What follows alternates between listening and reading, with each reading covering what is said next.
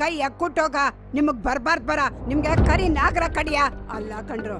ಆ ಪರದೇಸಿ ರೋಗ ಬಂದವ್ರಂಗೆ ಅವನ್ನ ಅಲ್ಲಿ ತಂದ್ ಮಲ್ಸಿದಿರಲ್ಲ, ನಿಮ್ಗೆ ಯಾಕೆ ಬರ್ಬಾರ್ದು? ನಿಮ್ ಹೆಂಡತಿ ಮಕ್ಕಳಿಗೆ ಯಾಕೆ ಬರ್ಬಾರ್ದು? ಆ ಹೆಣ್ಮಕ್ಳು ಗೋಳು ನಿಮ್ಗೆ ತಟ್ಟೆ ಬಿಡಲ್ಲ. ಒಬ್ಬೊಬ್ಬರನ್ನ ಕೋಳಿ ತಲೆ ಹೆಂಗ್ ಕೊಯ್ತಾರೋ ಹಂಗೆ ನಿಮ್ ತಲೆಗಳನ್ನ ಕೊಯ್ತೀನಿ. ಆ ಹೆಣ್ಮಕ್ಳು ಶಾಪ ನಿಮ್ಗೆ ತಟ್ಟುತ್ತೆ. ಎಲ್ರು ನಾಶ ಆಗೋಗ್ತೀರಾ. ಆ ದುಡ್ಡು ಕೋಳಿ 2 ತಿನ್ಕೊಂಬಿಡಿ. ಆ ಮಗುನಾದ್ರೂ ಬಿಟ್ಟು ಬಿಡ್ರು, ಬಿಟ್ಟು ಬಿಡಿ. ಫೈಜು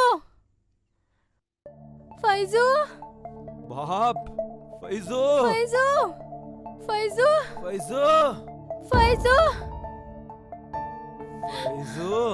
ಫೈಜು ಫೈಜು ಫೈಜು ಫೈಜು ಫೈಜು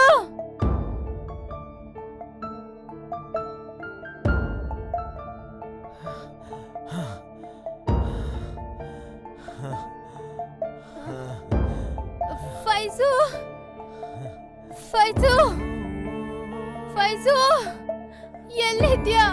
ಕಾಣಿಸ್ತಾ ಇಲ್ವಲ್ಲ ಮಗನೇ. ದಾಂಡಿಗರು ವಾಚು ಫೋನ್ ಎಲ್ಲ ಕಿತ್ಕೊ ಹೊರಟೋದ್ರು.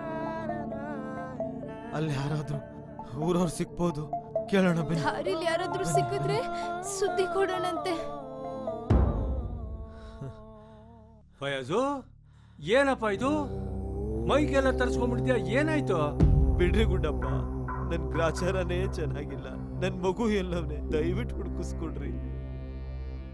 ನನ್ ಮಗು ಕಾಣಿಸ್ತಾ ಇಲ್ಲ. ಅವನ್ ಎಲ್ಲೋದ ಅದನ್ನು ಗೊತ್ತಿಲ್ಲ.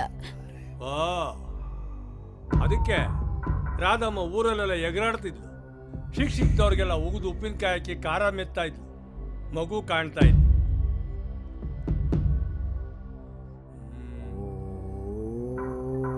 ಸದ್ಯಕ್ಕಂತೂ ಏನೂ ಆಗಲ್ಲ, ಹಾಗಂತ ಹೇಳಲಿಕ್ಕೂ ಆಗಲ್ಲ. ನಿಮ್ಗೆ ಸಮಸ್ಯೆ ಅಟಕಾಯಿಸ್ಕೊಂಡ್ಬಿಟ್ಟೈತೆ. ತಪ್ಪು ಮಾಡ್ಬಿಟ್ರಿ. ನಿಮ್ಗೆ ದೇವ್ರು ದಿಂಡ್ರು ಭಯ ಭಕ್ತಿ ಏನೂ ಇಲ್ಲ. ಅದಕ್ಕೆ ಈ ಪರಿಸ್ಥಿತಿ ಬಂದಿರೋದು. ಊರಿಂದ ದೂರ ಆದ್ರಿ, ಈಗ ಮಗನಿಂದ. ಹಂಗೆಲ್ಲ ಹೇಳ್ಬಿಡ ಗುಡಪ್ಪ, ಅವ್ನಿಗೇನು ಆಗದ್ ಬೇಡ. ನನ್ ಮಗ ಎಲ್ಲೋನೆ ಹುಡುಕಿಸ್ಕೊಟ್ಬಿಡು ಸಾಕು. ನಿನ್ನ ಉಪಕಾರನ ಜೀವನ ಪರ್ಯಂತ ಮರೆಯೋದಿಲ್ಲ.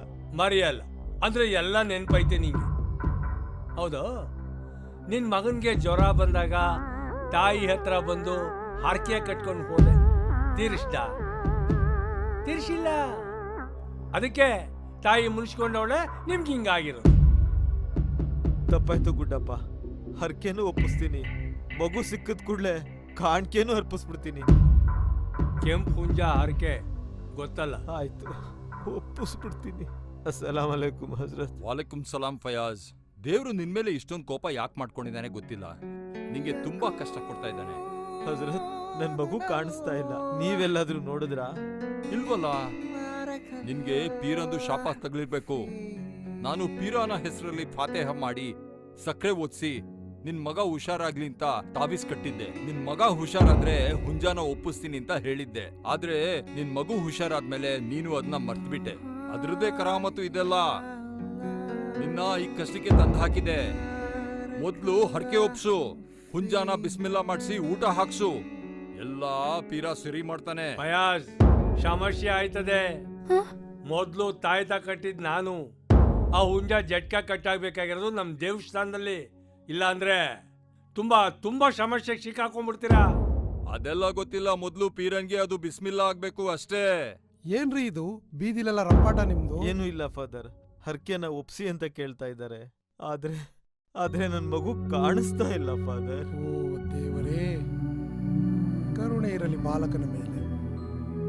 ಫಯಾಜು, ಹಾಗೆ ನೋಡಿದರೆ ನಮ್ಮ ದೇವರನ್ನು ಪ್ರಾರ್ಥಿಸಿ ನೀರನ್ನು ಮಂತ್ರಿಸಿ ಮೊದಲು ಬಾಲಕನಿಗೆ ಕುಡಿಸಲು ಹೇಳಿದ್ದೇ ನಾವು. ನೀನು ಚರ್ಚಿಗೆ ಹುಂಜ ಒಪ್ಪಿಸುವ ಹರಕೆ ಒತ್ತಿದೆಯಲ್ಲವೋ, ಮೊದಲು ಅದನ್ನು ತಂದು ಚರ್ಚಿಗೆ ಒಪ್ಪಿಸು. ದಯಾಮಯಿ ನಿನ್ನ ಕಷ್ಟಗಳನ್ನು ಪರಿಹರಿಸುತ್ತಾನೆ. ಮೊದ್ಲು ತಾಯ್ತ ಕಟ್ಟಿದ್ ನಾನು. ಮೊದ್ಲು ತಾಯ್ತ ಕಟ್ಬಿಟ್ಟು ಅದನ್ನ ಬಿಸ್ಮಿಲ್ಲಾ ಮಾಡ್ಸು ಅಂತ ಹೇಳಿದ್ದೆ.